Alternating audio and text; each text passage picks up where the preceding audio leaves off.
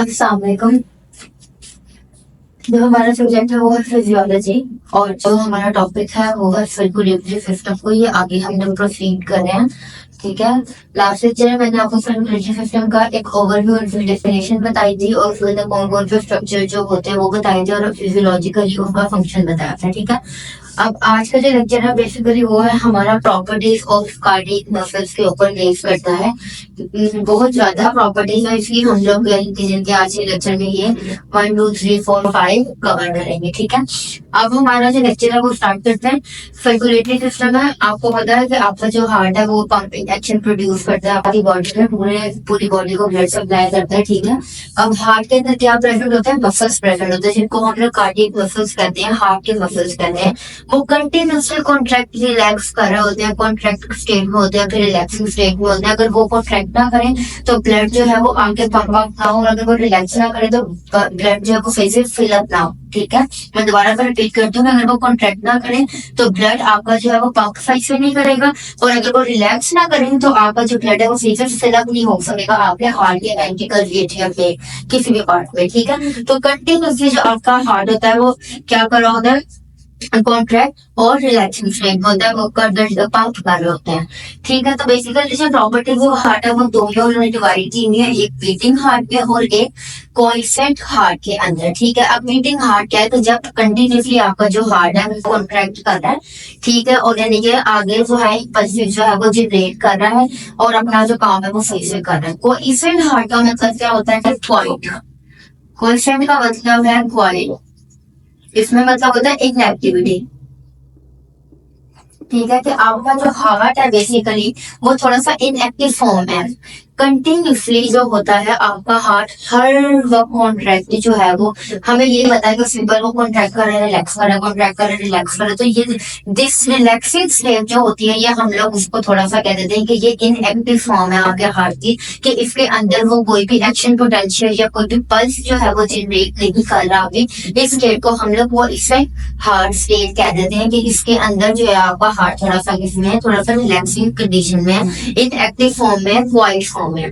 Further जाके जब हम लोग 1 बाय 1 पर पढ़ेंगे तो आपको इस बात से तरीके से इजाफा हो जाएगा कि मैं क्या कहना चाह रही हूँ। आपको फिलहाल इतना ही पता होना चाहिए कि आपके जो हार्ट की प्रॉपर्टीज है वो हम पढ़ने लगे हैं। ठीक है, ये सारी आपकी प्रॉपर्टीज है। प्रॉपर्टीज को दो में डिवाइड किया गया है, एक आता है बीटिंग हार्ट, एक आता है कोएफिशिएंट हार्ट। कोएफिशिएंट मतलब होता है आपका क्वाइट और इनएक्टिव स्टेट। इसका मतलब ये नहीं कि आपका हार्ट बिल्कुल बंद हो गया, ऐसा नहीं होता। बंद को तभी होता है जब बंदा फौत हो जाता है। ठीक है, ये वो वाली कंडीशन है कि हार्ट के मसल जो होते हैं वो कॉन्ट्रैक्ट करते हैं, रिलैक्स करते हैं, कॉन्ट्रैक्ट करते हैं, रिलैक्स करते हैं। तो जो रिलैक्सिंग स्टेट थोड़ी सी आती है जिसमें आपका जो हार्ट है वो आगे कोई पल्स जो है वो जनरेट नहीं कर पा रहा होता, या करता है लेकिन वैसे नहीं करता जैसे वो कॉन्ट्रैक्ट स्टेट में करते, तो उसको हम ये कहते हैं। ठीक है, अब फर्दर ये आपके इसमें कितनी आ जाती है? इसमें ऑटोमेसिटी आ जाती है, रिदमिसिटी आ जाती है, कॉन्टैक्टिबिलिटी आ जाती है, एक्साइटेबिलिटी आ जाती है, कंडक्टिविटी आ जाती है, डिस्टेंसिबिलिटी आ जाती है, फंक्शंस आ जाते हैं, लॉन्ग रिफ्लेक्टिंग पीरियड आ जाता है, एक्सट्रेसिव स्टोर एंड कंपनसेटरी पोस्ट आपका इसमें आ जाता है सारा।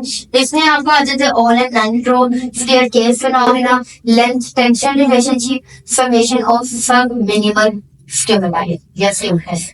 ठीक है, ये इनके नाम है, इन्हें ऐसे ही याद करना है, इनमें कुछ भी चेंज नहीं हो सकता, ये सब ऐसे ही याद करने हैं। ये सब अपने अपने अंदर एक एक प्रॉपर्टी रखते हैं, यानी कि अपने अपने अंदर एक खूसियत रखते हैं कि इसमें क्या हार्ट के मसल्स जो है वो क्या कर रहे हैं। बेसिकली हमने देखना है कि हार्ट के मसल्स कर क्या रहे हैं। ठीक है, तो अगर हम फर्स्टली देखते हैं सबसे पहले तो नेचर आ जाती है। नेचर क्या है? सिंपल, ये कोई प्रॉपर्टी नहीं है, बस ये एक चीज बताइए कि हार्ट के मसल्स है क्या। तो हमें भी पता है वो इनवॉलेंट्री मसल्स हैं। ठीक है, और वो इनवॉलेंट्री मसल्स होते हैं जो कि हमारे कंट्रोल में नहीं होते।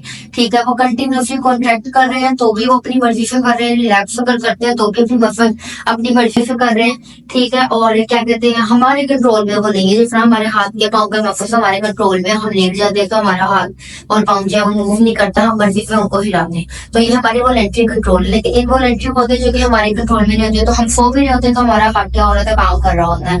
ठीक है, तो ये क्या है? इनवॉलेंट्री नेचर क्या है सबसे पहली बात। तो फिर आ जाती है ऑटोमेसिटी। ठीक है, ऑटोमेसिटी के अंदर क्या है हमारे पास? के एबिलिटी ऑफ कार्डियक सेल्स, आपके जो कार्डियक सेल्स हैं उनकी इतनी एबिलिटी कि वो एक्शन पोटेंशियल जनरेट कर सके without any need of external electric force या स्टिमुलाई। आप लोग ने देखा होगा कि हम लोग जो हार्ट के पेशेंट्स होते हैं, ठीक है, या कोई जिनका हार्ट का कोई मसला होता है, उनको हम लोग क्या करते हैं, तो वो ईसीजी वगैरह के लगा के हम उनको कभी ईसीजी उनकी कर रहे होते हैं, ठीक है, कोई ट्यूब वगैरह लगा के, या फिर हम लोग क्या कर रहे होते हैं उनके लिए हम लोग पेस मेकर कोई लगा देते हैं कि हार्ट जो है वो सही से का वर्क नहीं कर रहा, तो हम लोगों को बैटरी बाहर से एक्सटर्नल फोर्स लगाना पड़ता है। वो आपके हार्ट को क्या करती है, एबल करती है कि वो पंप कर सके। तो वो क्या है, एक एक्सटर्नल फोर्स है जो कि हम हार्ट को दे रहे हैं कि वो अपना काम कर सके। लेकिन ऑटोमेटिसिटी क्या है कि आपकी हार्ट के अपने सेल्स जो आपके अंदर हैं, सेल्स के अंदर, मसल्स के अंदर जो सेल्स हैं आपके, उनके अंदर इतनी पावर है कि वो एक्शन पोटेंशियल सही से जनरेट कर रहे हैं और उन्हें हमें बाहर से कोई भी एक्सटर्नल फोर्स, एक्सटर्नल कोई भी डिवाइसेस या कोई भी स्टिमुलस हमें देना नहीं पड़ा।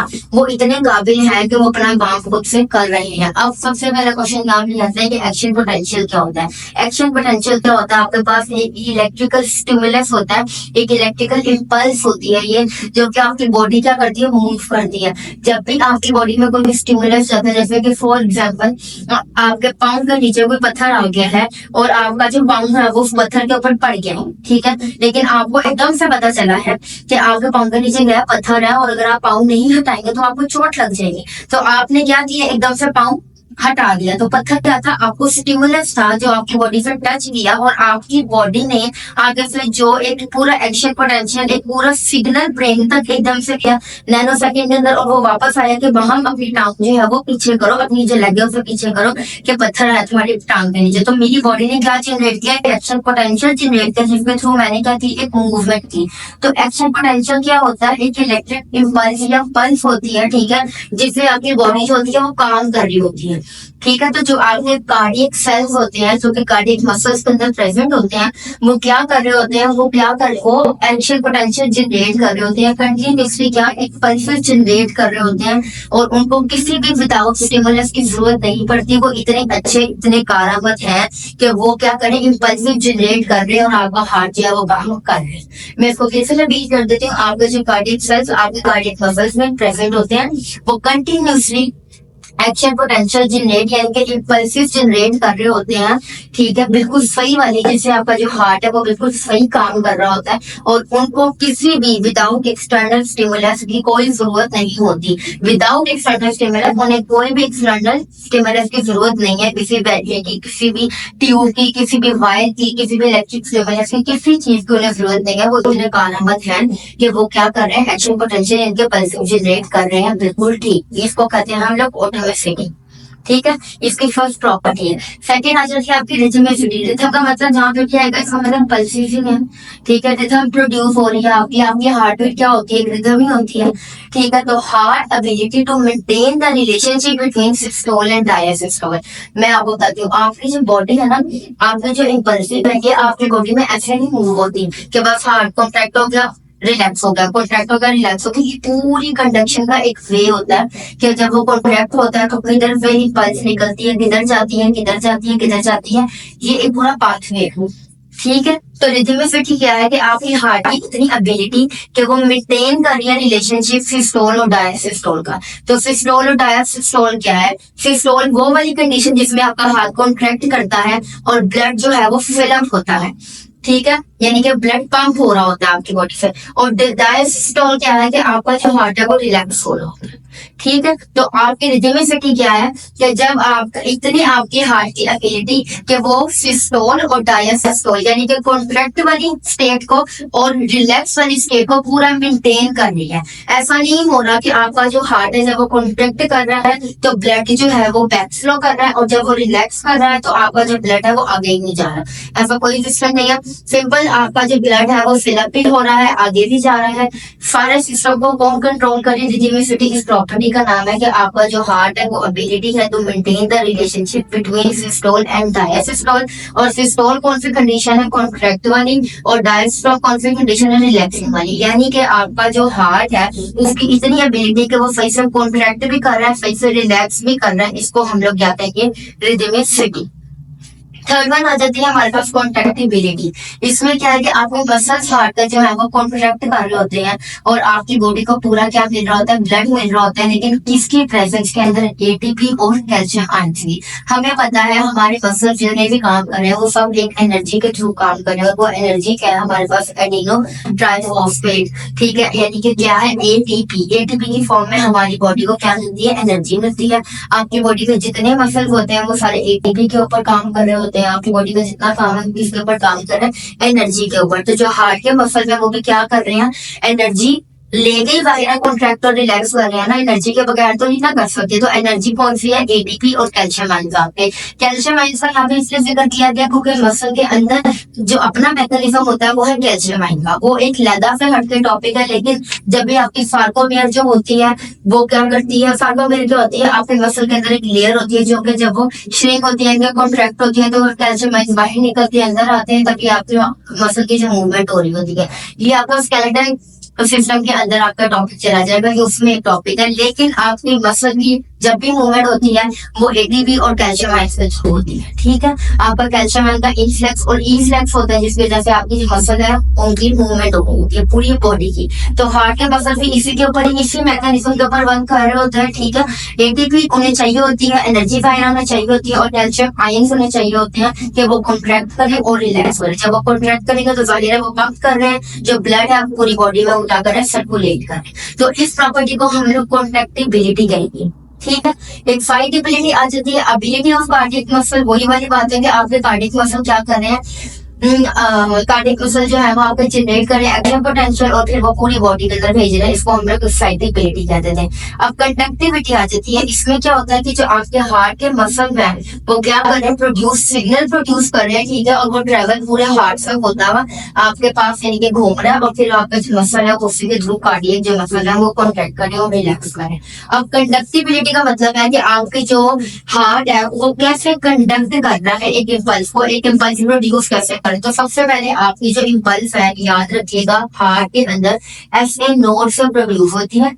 ठीक है, फिर वो एबी नोड पे जाती है, फिर वो बंडल ऑफ हिल्स में जाती है, और देन वो बर्केंजी फाइबर्स पे जाती है। ठीक है, तो ये आपका सर्कुलेशन का, ये एक कंडक्शन का पूरा पाथवे है कि आपकी जो एक इम्पल्स है वो निकलती है की तरफ से एबी एसए नोड से निकलती है, फिर एबी नोड पे जाती है, फिर बंडल ऑफ हिल्स में जाती है, फिर बर्केंजी फाइबर्स में जाती है, और फिर वो आगे फर्दर पूरा आपकी बॉडी के अंदर एक जो पल्स है वो प्रोड्यूस करती है और हार्ट बीट आपकी प्रोड्यूस हो जाती है। ये वो वाला मैकेनिज्म।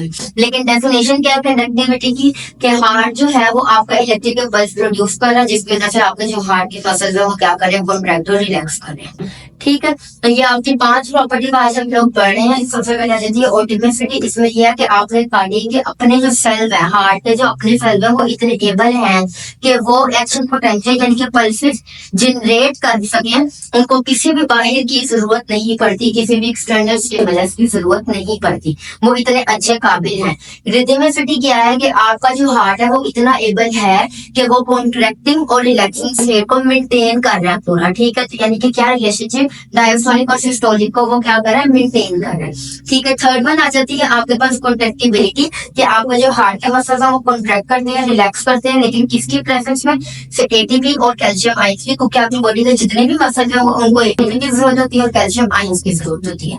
उसके बाद एक्साइटेबिलिटी। एक्साइटेबिलिटी का वर्ड जिधर भी आएगा समझना एक्शन पोटेंशियल जनरेट हो रहा है। ठीक है, तो वही वाली बात है कि कार्डियक मसल क्या करें, जनरेट करें एक्शन पोटेंशियल, और फिर आपकी पूरी बॉडी के अंदर वो सर्कुलेट हो रहा है। कंडक्टिविटी का मतलब ये आ जाता है कि आपकी जो कंडक्शन है हार्ट की उनका पाथवे क्या है। ठीक है, तो वो ये पाथवे है कि आपके पास जो आपका हार्ट है वो इलेक्ट्रिसिटी प्रोड्यूस कर रहे हैं और पूरी बॉडी में क्या कर रहा है, उसको भेज रहा है। किसके थ्रू, एसए नोड से निकलती है, फिर एबी नोड पे जाती है, फिर बंडल ऑफ इसमें जाती है, और फिर एंड बर्केंजी फाइबर्स में जाती है, और फिर पूरी बॉडी में क्या प्रोड्यूस होती है, तो एक पल्स को कहलाती है। ठीक है, ये आपका आज का सारा लेक्चर है।